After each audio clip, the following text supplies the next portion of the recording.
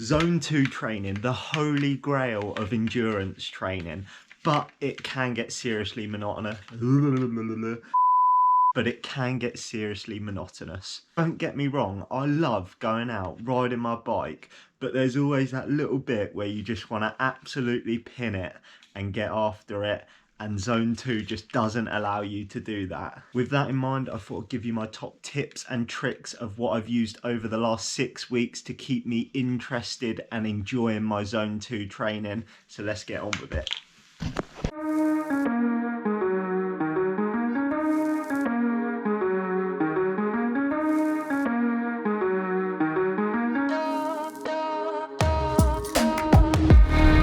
Honestly, what is this British weather at the moment? It was like -10 the other day, and it's like 12 degrees today. I'm absolutely sweating in all this kit. And if you're not subscribed, please do scroll down, hit that subscribe button, because it just took me about 1 billion takes to say the word monotonous. But tip number 1 to break the monotony is I've always got a Zone 2 specific workout planned.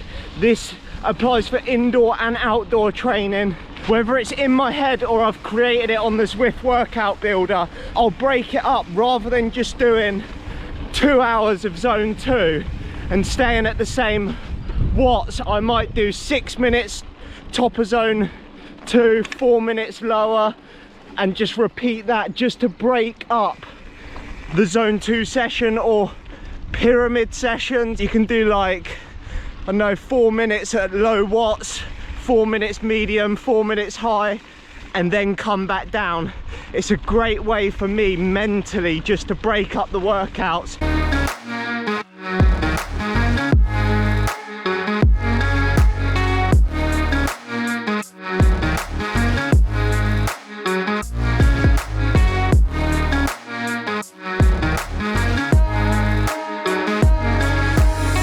And just like that, it starts raining after I said it was nice and warm earlier.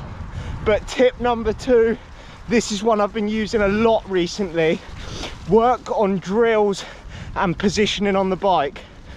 What I've been doing is varying my cadence a lot, working on a higher cadence, lower cadence, and most importantly, I suck at getting down on the drops on my road bike. So I've been doing like little blocks, nothing mega. As Zone 2 is not as taxing as like doing a hard effort, you can practice these little bits and it's just like a marginal gain. I might get a little bit better on the drops, be a bit more aero, and then you don't have to push as many watts. It's finding little things to break up the sessions.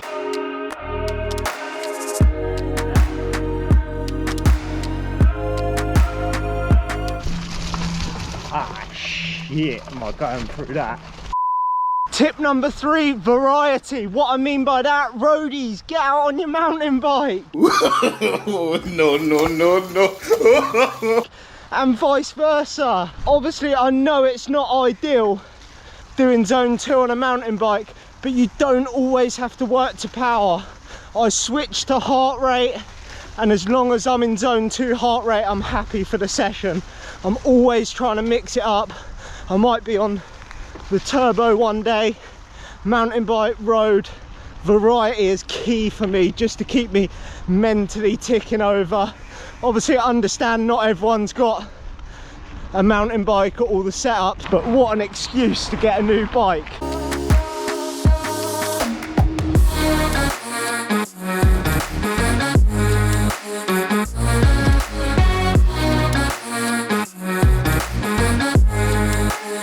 Honestly, what's not to love about mountain biking? Going through this utter crap and getting filthy.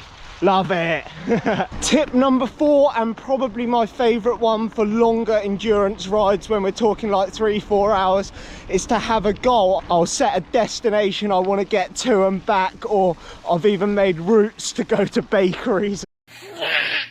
And over the last couple of weeks I've been jumping on Zwift and trying to do the 100-mile ride, which has kept me really occupied and given me a goal to hit like a 4-hour ride. It just keeps things interesting for me, especially when it's the bakery one, because I'm an absolute fat boy at heart and I spend the first 2 hours of the ride wondering what donuts they're gonna have left for me to buy, and then time just flies by.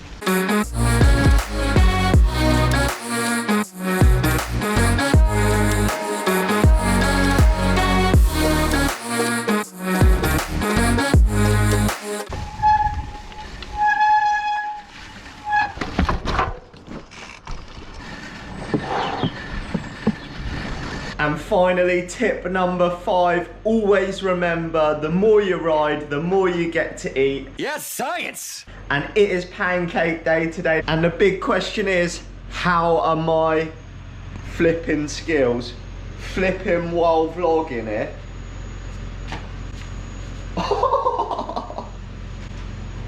You didn't think I had that, did you? No, you can do all of I'm them. the man. Here we go then. The Rocket takes her Pancake Day very seriously. This is her second lot of pancakes because she had pancakes for breakfast.